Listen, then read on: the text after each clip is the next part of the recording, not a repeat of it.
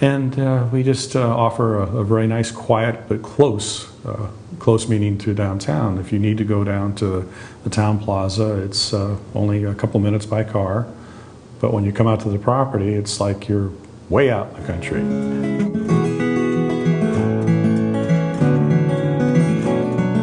Here we are, we're walking into Brenda's garden with her roses she maintains, and vegetables and herbs that we have growing around here that she uses in cooking the great breakfast that she's known for. But summers for us are an indicator is the morning fog and the beautiful afternoons. That's an indicator that summer is here.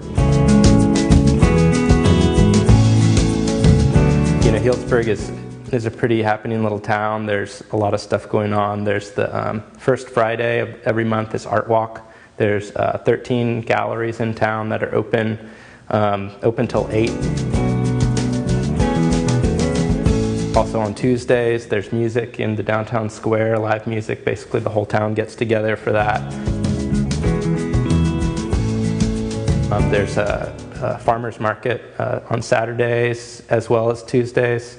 So there's a lot going on downtown. So it's fun to be down here, not back up in the hills, in the cellar, you know, soaking wet. It's nice to be down here.